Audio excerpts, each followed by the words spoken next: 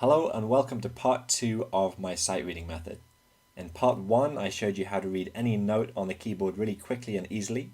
First by teaching you what I call the reference notes. So they were G of the G clef, F of the F clef, then top of the G clef is F, bottom of the F clef is G, and then next I pointed out that the C's are symmetrical. And then once you knew the reference notes, I showed you how you can use those to work out the other white notes. So for instance, if you know that this is C, then the note below it is going to be this B.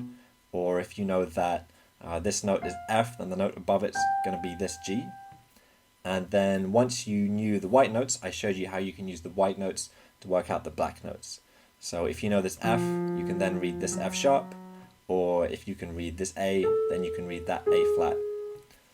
So if you're not really good at recognizing individual notes, go back to the previous course and work on those a bit longer because you'll need to know those really well to do this course. Otherwise you can continue.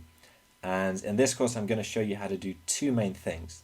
In the second half of this course I'm going to show you how to read key signatures.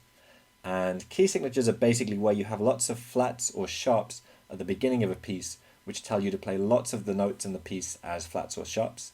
But I'll explain those later, so don't worry about those for the time being. In the first part of this course, I'm going to show you how to read intervals.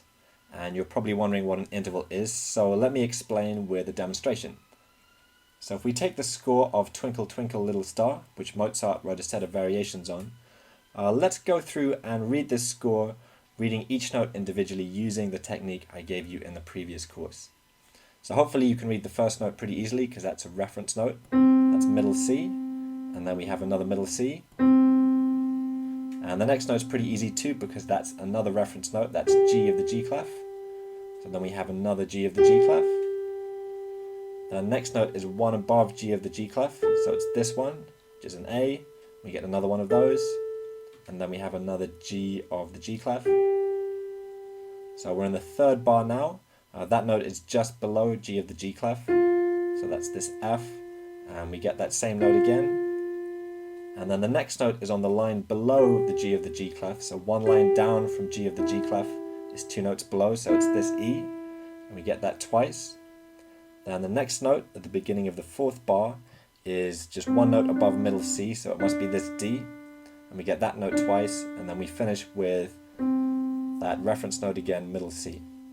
So that was quite slow and probably quite boring for you guys to listen to because we were working out every note individually. We weren't working them out in reference to the notes we'd just played. But actually when a musician reads a piece of music, they're looking at all of the notes in context and mostly reading the shapes.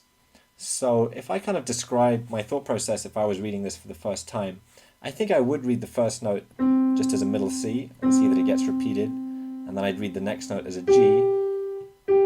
But then beyond that I'd just think, okay, one note up gets repeated, one note down, one note down, one note down, one note down, and one more note down. So basically, I would use the reference note system to read the first few notes, the two C's and two G's at the beginning, but apart from that, I'm just reading the shape. I can just see it's going up and down one note at a time on the white notes.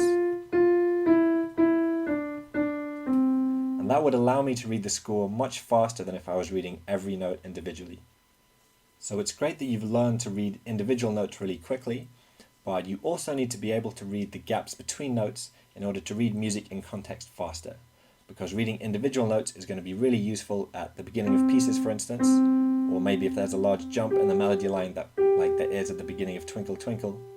But then most of the time, you just want to be reading the gaps between notes, how much the melody line or bass line is going up or down, and that will allow you to read much faster. And the name for the gap between notes is an interval. So the first part of this course is just going to train you to read intervals really quickly so that you can then combine those two skills to read music even faster than before. So on the one hand, you're going to be reading individual notes, and on the other hand, you're going to be getting good at reading the gaps between notes, and then when you put those two together, you can read pieces of music much faster than if you just read notes individually.